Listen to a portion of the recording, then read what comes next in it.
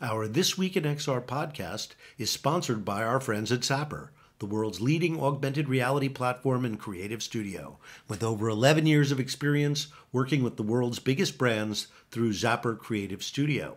Zapper also has an award-winning web AR platform, ZapWorks, that lets you create your own mobile AR magic. Finally, check out their Zap Box, the most affordable mixed reality headset on the planet. Start creating AR over at zap.works or talk to them about your next AR project at zapper.com. Good morning, everybody. I'm Charlie Fink with Ted Schilowitz. It's the 26th of May, 2023. Good morning, Ted. Morning. This is like This Week in XR Classic Edition because we don't have our third arm of the chair. We don't have Rony with us this week because it's a religious holiday week for him. And I was just, you said, don't say it before we start recording. Because we always leave it in the green room. So yeah. And I'm just thinking it's pretty great to have Rony with us every week. I mean, he is an XR rock star, legit. Oh, yeah. He put it out there, got Magic Leap off the ground, took all the slings and arrows, and come on, the guy has been making robots since 2002. I mean, do not give him nearly enough credit for who he is. Yeah, the genuine, fascinating person he is, with all the amazements and all the foibles of life all rolled into one, just like the two of us. And we make a really good trio, I think. So we miss him this week. We miss you, Rony. We miss you. People are really interested in what Rony has to say. He is a true expert. So yeah. I feel like I'm a kibitzer.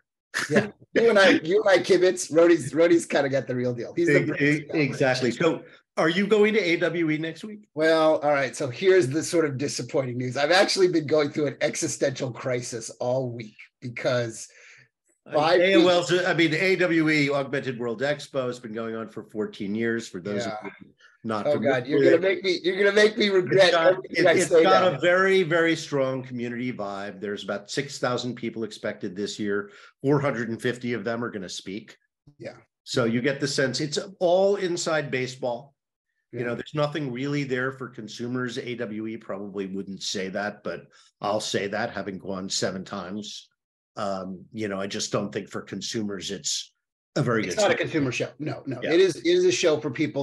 Snap is there, but they're there for the people who are doing the technology and content creation parts, not for a casual user. Right. It is a show for people that are in this industry in some form, either reporting on it, building something, have a business aspiration to use it.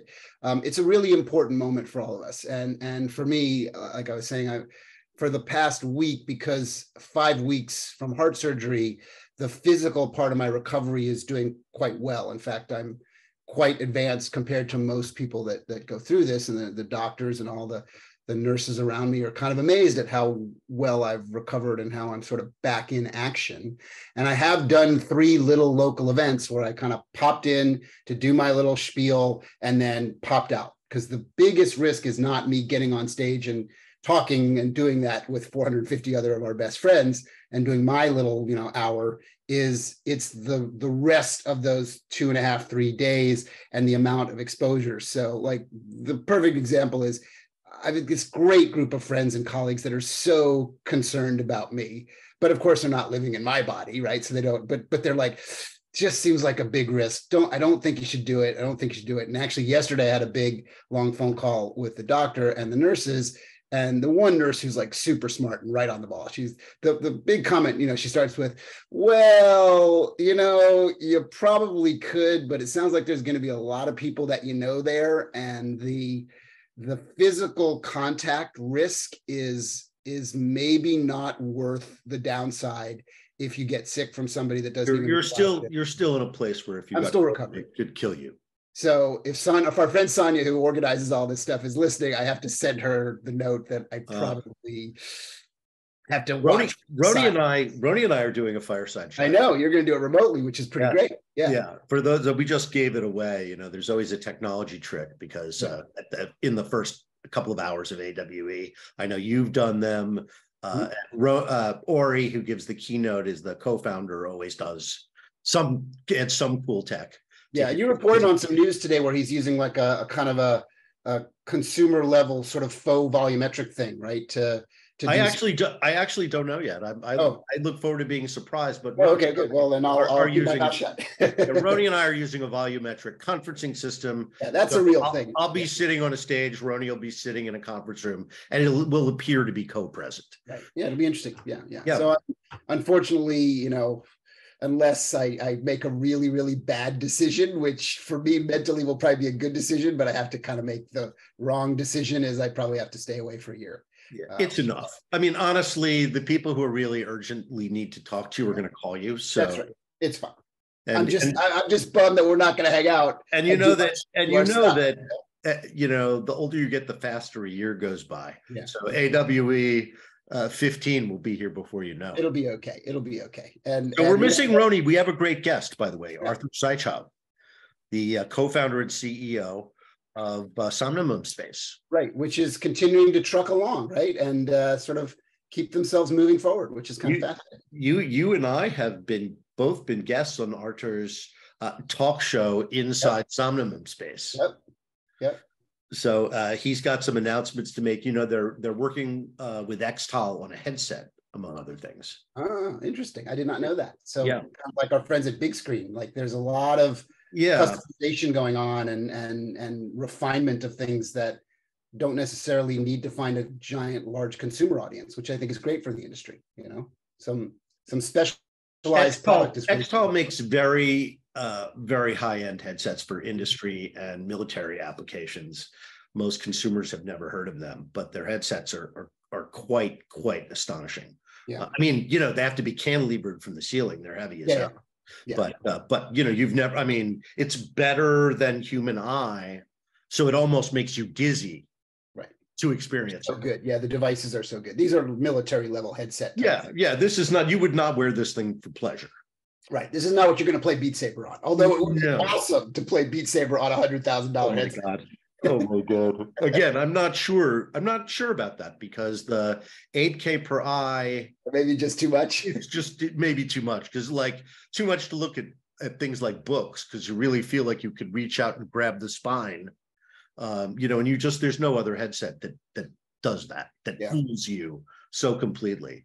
I was worried. I literally worried I couldn't get out of the demo BMW that they had in there because I couldn't open the door. It fooled my brain. Right. Yeah, that much.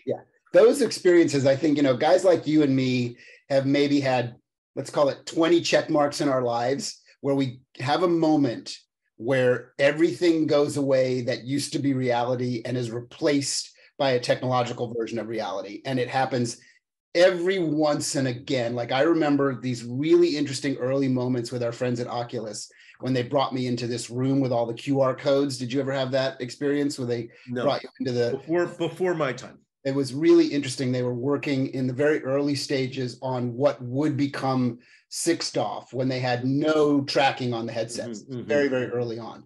So you had to go in this like closet that had QR codes pasted all over the whole place. I'm glad you brought that up. That is a great segue, because Nreal, which has called XReal, is going to be at AWE. I think they're a title sponsor. Chi-Yu is speaking, in fact, right after me and Rony. So in a way, it's good Rony's not there in person, or it might have been awkward. Anyway, Chi, the founder, I guess, co-founder of now called Nreal, which amicably settled its dispute with Nreal. With Epic Games over Nreal, even though I thought the confusion was dumb, it is hard to say Nreal. Yeah. And if you tell somebody for the first time, they do think they're writing down Nreal.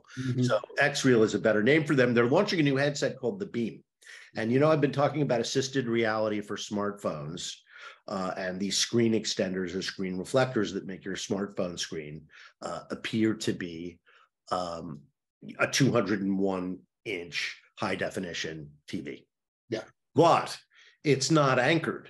So you move your head to the left, the screen moves to the left. Right. It's a little uncomfortable for that reason. I think you could get used to it, but it is a little bit weird because that's not what you're expecting. Yeah, it's not the intended logic of when you have a big screen in front of you, that screen needs to have permanence. It needs to stay when you move and come back when you come back. So there's a genuine Rony hit. did very much in the early days of Magic Leap. He understood anchoring. So they have their first hit with the Nreal Air. They can't make enough of them.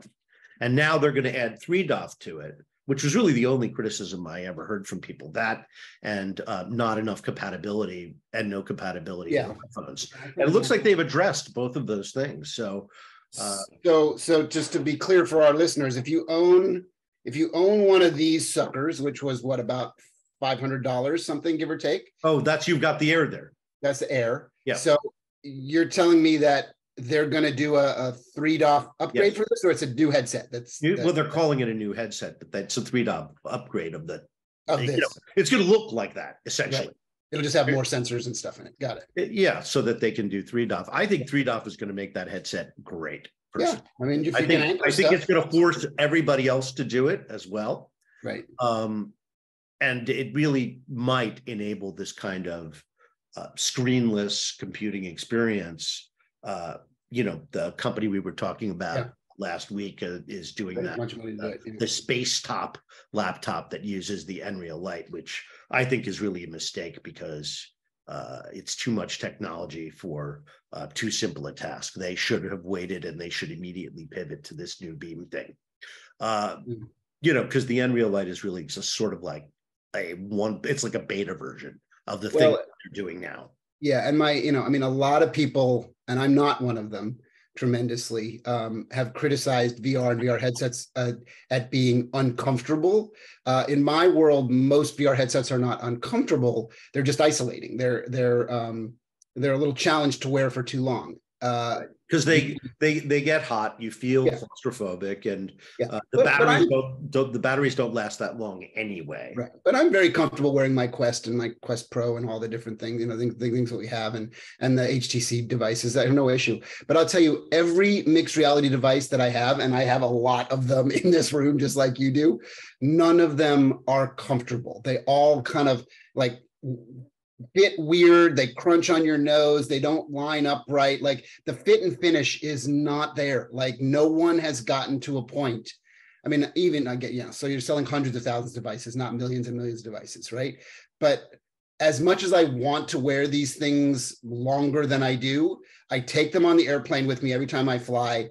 I try and I connect it to my iPad and I try and watch my virtual screen, and I can really not get more than 20, 25 minutes before it's just too uncomfortable, and I just go back to watching the screen. Yeah. I'm waiting for the day that changes. I'm hoping that the manufacturers get the message that making it feel really good is super important, and we're not there. Well, that's the achievement Meta. That's what Meta achieved with the Ray-Ban glasses, because they are truly good glasses, and they don't look bad. Right. They actually kind of look good. Yeah, they look like regular Ray-Bans, But they didn't get the sound right, unfortunately. They don't get the sound right, and there's no visual, right? So I mean, it was a good, but I still think it's a success because it looks good. So that problem overcome. On the other hand, now they have to fit stuff into it. Yeah. It's a long race. It actually looks like this week there was news that they're may license some Magic Leap technology. Yeah, that's an interesting one to talk about, right? They're no longer competitors. Right. So I think it would be nothing but good for Magic Leap to have another source of revenue. Yeah. And I think it might make what Meta is doing and taking those Ray-Ban stories and turning them into real AR glasses may advance a lot more quickly because of it, because some of the science is hard, and Magic Leap invented a lot of stuff that clearly it's not going to use. Magic Leap device, in terms of its visual experience, is far and away better than any other device of its kind on the planet. Yes. In terms of its physical, horizontal, vertical. The Magic Leap 2 is ahead, although the issue of the puck and the the pack and the wire is still a non. That's an issue, but the visual on it is superb. There's no argument there. So Arthur is here in the green room. So let me just hit Anthropic, $450 million from all of the usual suspects to create Claude. Claude is a chatbot. So they're not calling it a generative AI. It's more of a personal assistant deal. I just feel like there needs to be a special version of Celebrity Deathmatch, which is Bard versus Claude. And that's what you're going to watch. Well, in a way, isn't that the way it's going to come down? I mean, it's going to be a duopoly. There's not going to be four major providers of these AR search, chat, personal assistant. But they will get baked into everything. It's going to be like, Amazon, on steroids. Mm-hmm.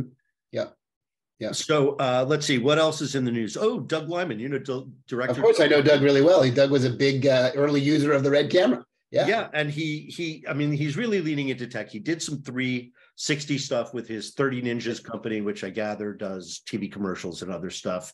For those of you who don't know, he's a big Hollywood director. He directs movies like Mr. and Mrs. Smith, which cost $100 million and was filled with big movie stars. So he just did a mobile AR movie experience. Mm-hmm. So you download it on your mobile device. It's in the Play Store and also in the iPhone store, and so it's free. So Doug's been an early adopter and an attempt of trying to figure out this new medium for many years now. He did a 360 video kind of crime series. Now we're probably talking about 8-9 years ago. In the days of the Samsung Gear VR, it was one of the sort of pieces of premiere content from a big known director experimenting with a new kind of all around video format. Yeah, let's see. AR experiment goes terribly in new mobile AR thriller Asset 15. So it's got a lot of critique, right? It didn't quite live up to expectations. Well, the new one has not been reviewed yet. It just was released. The 360 stuff was mixed. The 360 did not, and it was content for a medium that had no content that could be made quickly. There was no spatial computing to those devices. So it was what could be done if you wanted to tell a story using this medium. So now he gets the freedom of AR and localization of AR and the personalization of AR to tell a story. And I've downloaded the thing. I really am looking forward to taking some time with it. So good on Doug Liman for really trying to tell stories with this technology in the earliest. I mean, he's going first, which is he's been going first. Never easy. On many fronts, yeah, exactly. So I see we have Arthur in the waiting room, so let's bring him in. Okay, Artur Sychov is the founder and CEO of Somnium Space, which is a 3D virtual world, a little metaverse into itself. They have their own virtual currency called Cube. Hello. Hey, I was just introducing you, and I was talking about Cube. All right. That's an interesting topic. Well, I mean, again, Cube is people build things inside of Somnium Space, and presumably, like Second Life, they buy and sell things from each other, and Cube is the currency. This week, VR Chat announced that they were pioneering some kind of a economy, although it looks like, at least at first, it's more of a Patreon-like stuff that you pay for services or for letting you into their private world or some such, because I think that's really critical to sustaining, as you have, the Somnium Space as a business for so long. In fact, when was Somnium Space launched? It was launched in 2000. It was launched in 2000. So I started to work on it in 2017, and the official launch release on Steam and elsewhere was 2018. It's a pretty long time already. Yeah, it's a good stretch now. Yeah, we were there at the beginning. So congrats. 5 years, not easy. Thank you. Yeah, and we're, going strong, and we're actually building as fast, and we have the biggest team since the beginning right now. So we didn't slow down a bit. We actually are accelerating pretty significantly. Well, the good news is, for anybody that's watching the YouTube version of this and not listening to it as a podcast, is at least you're doing well enough to have your own swag, because you've got a cool sweatshirt that you're wearing there with your logo on. I mean, honestly, that's such a blessing, because this made my life and the choice of what to wear every day so much easier. I just take Somnium hoodie and I go. That's it. I have an excuse. I have an excuse. Rony and I completely, Charlie and I completely understand that concept. Yes, absolutely. It's amazing. Absolutely. I was channeling our inner Rony there for a second, Charlie. Yeah, I'm sorry Rony couldn't be with us. It's a Jewish holiday this weekend. Yeah. So where are you based out of, Artur? Where is this little cave with your microphone? In it? Yeah, so I'm in Prague. Our main headquarters office is in Prague, but we have developers all over the world, literally, like from very east to very west.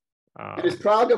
Prague is an amazing place. I love it. Be, and the food is amazing. The people are amazing. The culture is amazing. You're fairly close to, the war, right, going on. How is being in the environment in a place like Prague right now, and your day to day? And Prague is a European tech hub. Yeah, massive. That's why it is. Yeah. And it's actually a European like VR hub, I would say, because we're here, Vrgineers are here, the Beat Saber came from here. Right, the Beat Saber folks came from Leaf was there and it's here. I think partly they're still here and partly they're in Berlin. So there's pretty big VR hub. There's also pretty big blockchain hub. Czech Republic was one of the first countries which was really, open and active in the blockchain scene.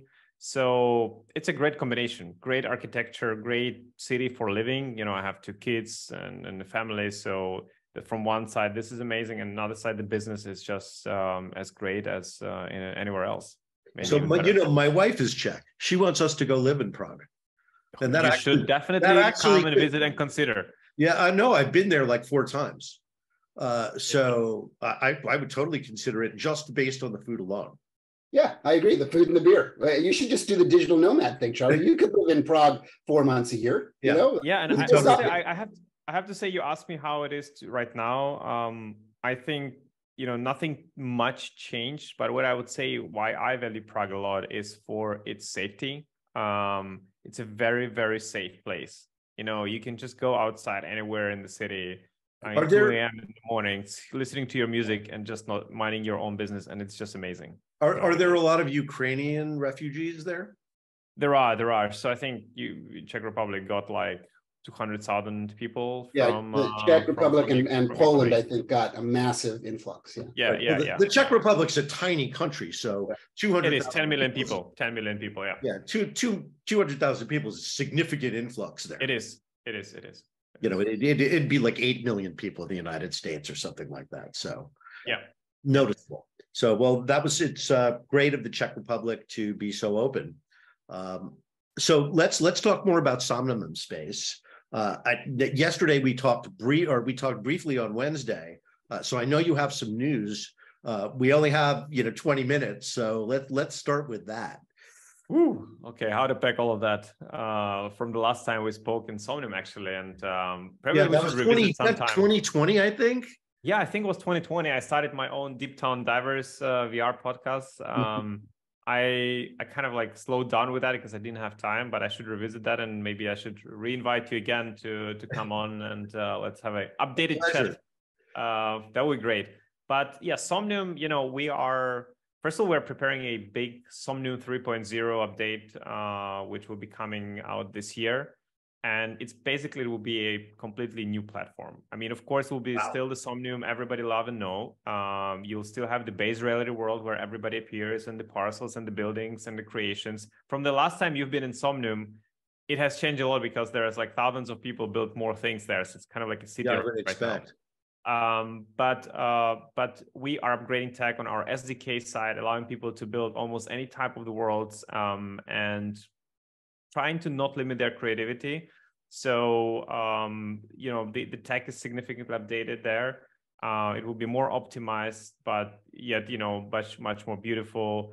And just the amount of, we are coming out with the marketplace with integrated. So we developed the integrated system so that you can still have the good decentralized system where you control your possessions at any point of time, but you can seamlessly trade that inside Somnium. So you'll be able to buy wearables, avatars, or anything people would like to sell in VR without taking off the headset, confirming somewhere on the blockchain wallet something. It's just there. You click one button, you confirm it, and that's it. So we've developed the whole smart contract on the blockchain to do that. We believe, and we will continue to believe in decentralized systems. So we don't want our users to be in jeopardy of Somnium Space or my goodwill. We want people to control their own destinies, and we want to be a decentralized platform, and that's what we do. We also are making big moves towards interoperability.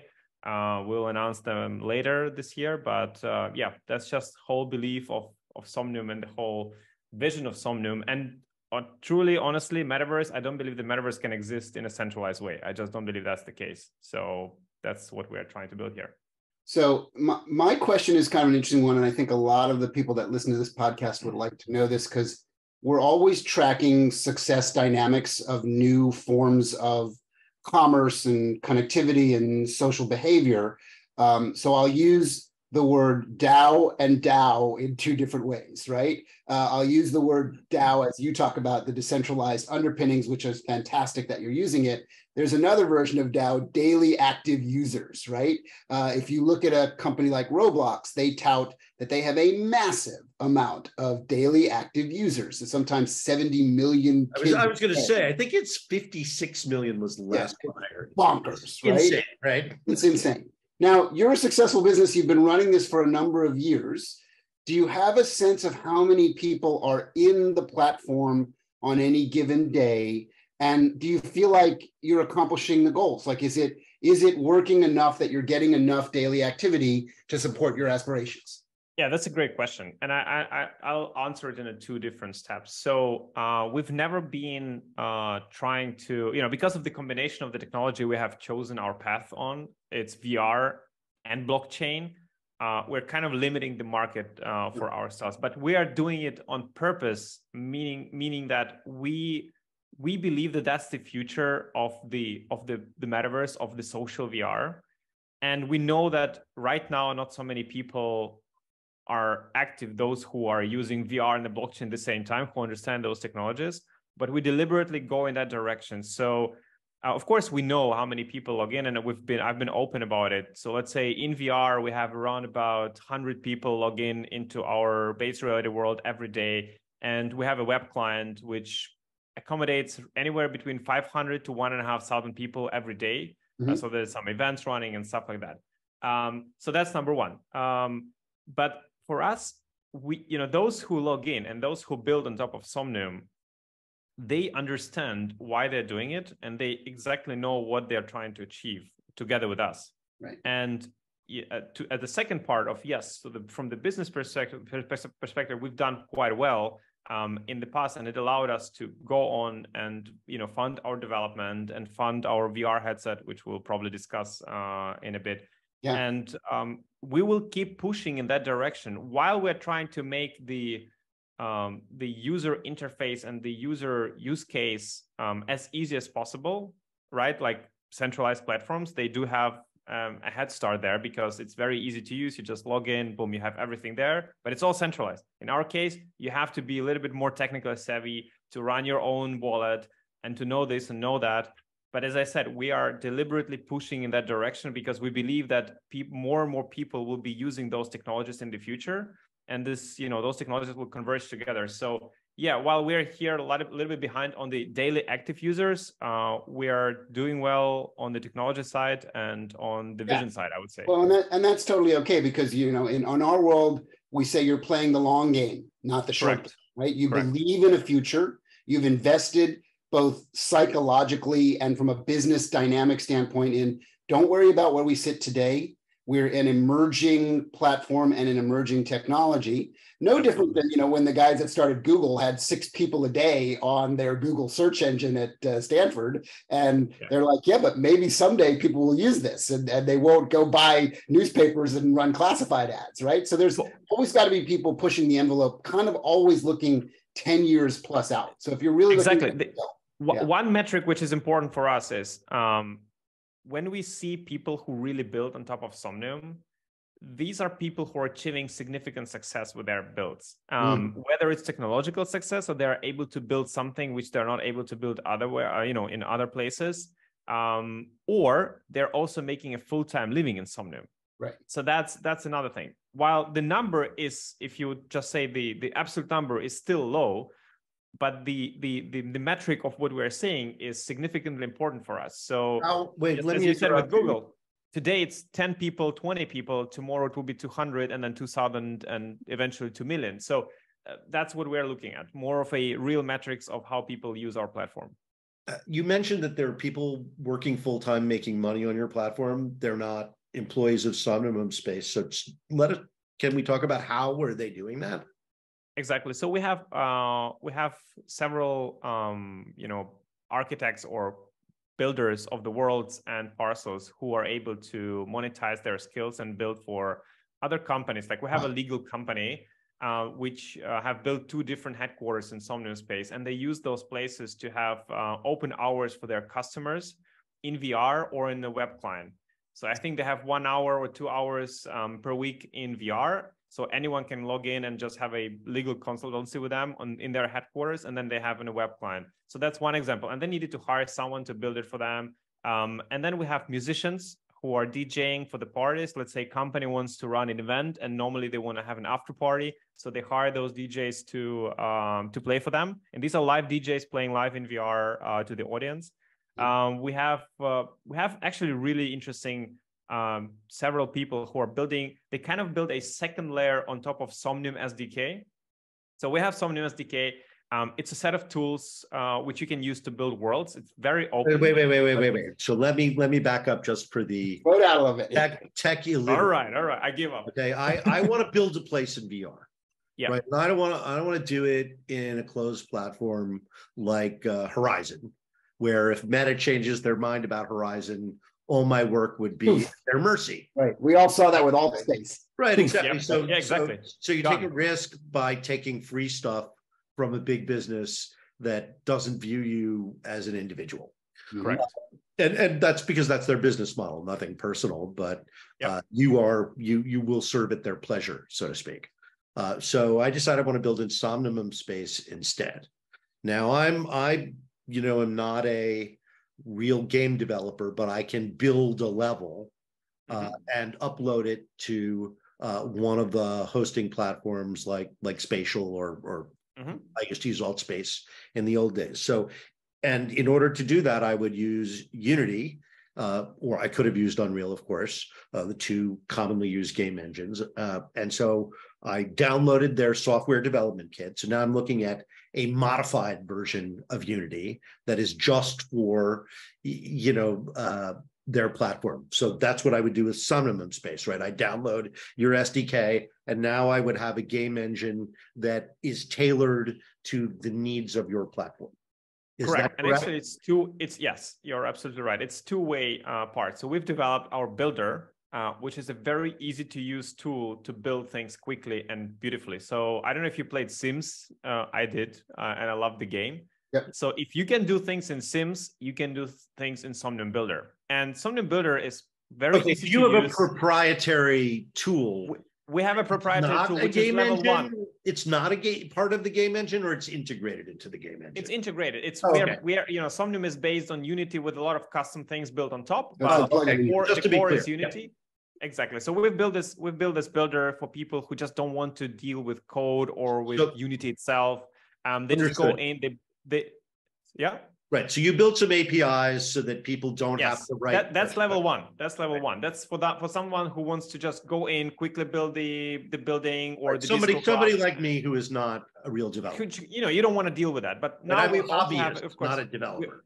We have of course a Unity SDK. That's what you were discussing and you were telling. So well, again, I was just trying to pantomime what I would do if I wanted to build in Somnium Space. So I would be using your proprietary tools sitting on top of Unity. And I suppose there are people who are very, very good at that because they are good at Unity.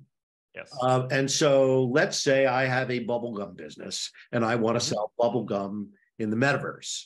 So I would buy land in Somnium Space. Or rent from someone who already has from other people. Yep. Right. And then I would hire building architect developer to put up my store on that land. Correct. And then if I wanted people to visit, do they have to download the Somnium app, or can I just send them a link to my store? Both. That's the beauty of it, because we have the web client and we have the VR client. The VR client is the holy grail of immersion, right? It's the most beautiful experience you can have. You can wear a Tesla suit and go and experience how bubble gum touches your body and all of this kind of goodness. That's the VR client. But if you just want to have a very quick representation and you say, hey, this is my store, there's some videos, some images, there is some. All right. Some I mean, I've got a website, and so I want people on my website to see what I've built in the metaverse. You can directly embed the parcel, the web parcel, because we support the iframe embedment. You can embed the web directly into the website, so they end up in your parcel right away. So when all of that is said and done, how much do you figure my bubblegum store has cost me? It depends. It depends. It's a pretty simple store. It's just one story with a nice facade, but the sides don't matter. I think you'll be able to build it yourself with the builder, honestly, and you'll have a lot of fun doing that. You don't need to pay anyone to do that. But if you want to go a little bit professional, I'd say maybe somewhere for $500, $600, you'll be able to hire someone to build you a nice store on a parcel. And the rent generally is 10% of the land parcel price per year. So let's say the parcel costs $6,000, you pay $600 per year and you have it rent. And if you want to buy a parcel, it ranges anywhere from, I don't know, $500 to $5,000, depending on the location, on the size. That's actually a great deal. Yeah. Basically the same price as making a normal website, No wonder you're doing so well.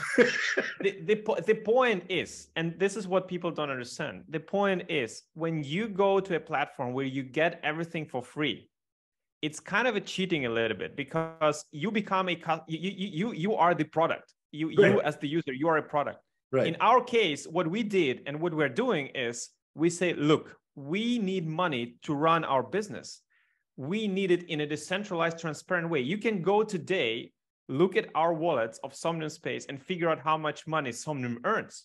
Literally, I cannot hide it from you. And that is the level of transparency I want to have with my users, because you as the user, you need to have you need to be sure that the business we're running is a sustainable business for the long term. And that's why we believe in this future. That's why we believe in this vision. That's pretty great. So yesterday or Wednesday, we were talking a little bit about your ambitions in hardware, right? Ted and I mentioned it a little while ago. Big Screen is working on its own headset, which will, I guess, be a Steam-based headset.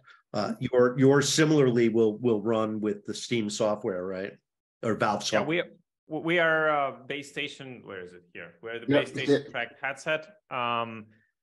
Our approach is a bit different. As I mentioned when we were talking, there are several reasons why I wanted to make a headset. And I just believe, and as we do the decentralized platform, I believe in an open source and open access to VR. I want people to own their hardware. I want people to have the best of the best what is possible today on a consumer level. And let's go like this. I hate making compromises on the quality, and that's how we approach Somnium in a software part and also on the hardware part right now. So okay, so let me pause you there and let me ask you some pointed questions about this headset, because I think people are going to be very intrigued, right? Absolutely. Right now, you support every mainstream commercial headset on the market, right? You support Quest, the older Rifts, everything. The Valve Index, the various HTC devices, right? Eco, everything, right. Eco, right. So you've got the whole collection of the headsets that exist today.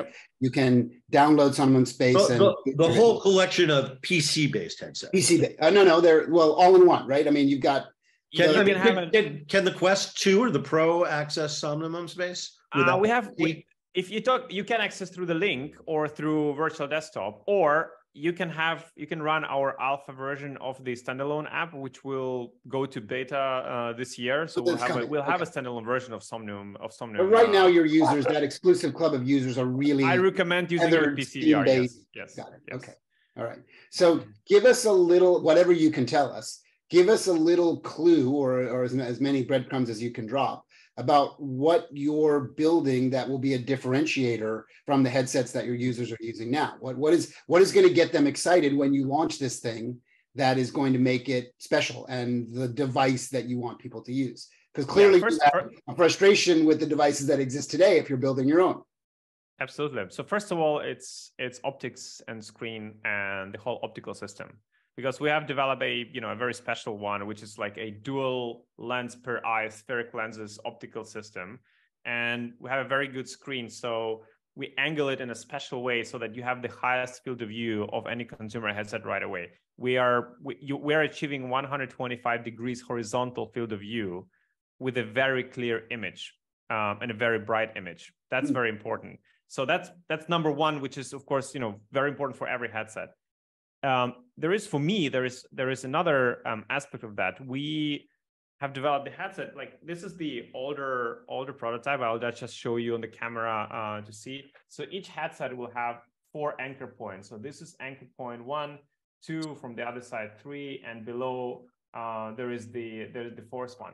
What it allows you to do, it allows you to unscrew those anchor points and 3D print any add-on to it. So you can attach, each anchor point has a USB-C. It's a 10 gigabit USB-C, so you can connect any peripheral to your headset.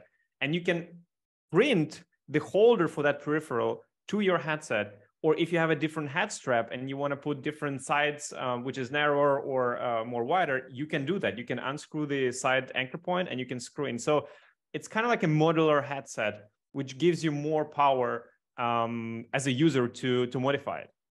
And did I see when you set up the prototype, there are 2 cameras on the front of the headset? Correct. So because our headset is modular, we listened, we showed this on the CES, and one of the feedbacks was, hey guys, that's amazing, really cool, but can you allow us to actually buy what we want? Because our headset has eye tracking, it has hand tracking, it has pass-through cameras.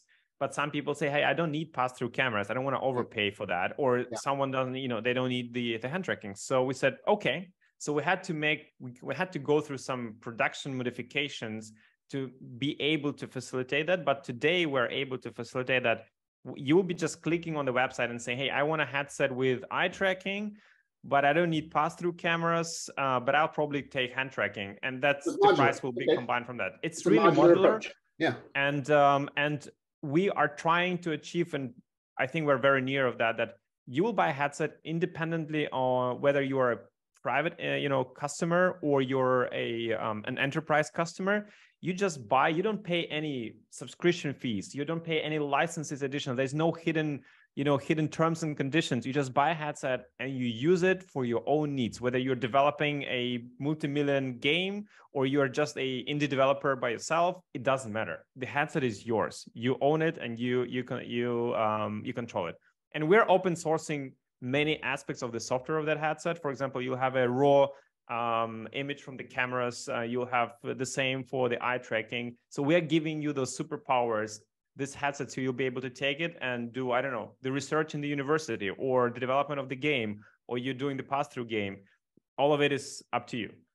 Charlie, I think you had a question, and then I have a very nuanced question that I think only can answer. All right, well, here's my very nuanced question that not a lot of people can even attempt to answer, but I think you're one of the few that can. So I saw and I mentioned that you had 2 cameras on the front of the device. Correct. But does the device, either through its USB modularity, have the ability to be an inside-out tracking headset, or do you believe that the right way for VR to continue to move forward to high-end VR is having external trackers? The reason I ask is because I have this very strange belief structure that I have no actual scientific evidence for, just anecdotal evidence, that external tracked VR is better than tracking on device. That's 100%. Because of the so now I've got someone that can talk to me about this, because I feel like in the early days of VR, when I was using my Vive with the lighthouses or the early Oculus devices with the cameras, I felt like it worked better. I felt like it was a very nuanced thing, but I felt like I was more in VR than any device that uses cameras that look the other way, because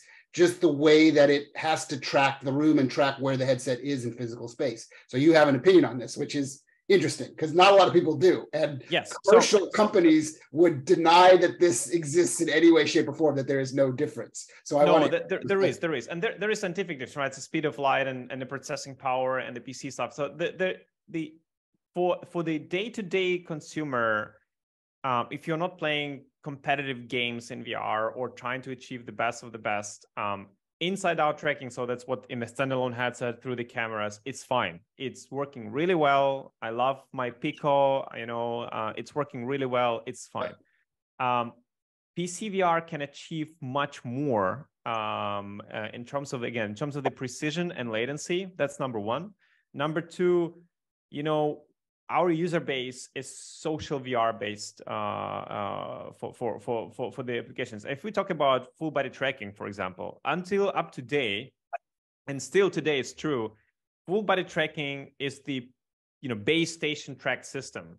Mm-hmm. And again, it's about the precision. So if you want to combine full body tracking with a headset, of course, there are workarounds on the standalones, but these are workarounds. These are really not comfortable workarounds to do. You have to recalibrate every time. With the PC VR headset, you can use full body tracking, and Somnium will support soon 11-point tracking, and you can do it natively. So yes, do I love more the base station tracking in personal preferences? Yes, I use Valve Index every day, and I just love PC, the base station tracking. Is the inside-out tracking getting better? Yes, it does. But I would still prefer for several years the base station, and then we'll see. Who knows?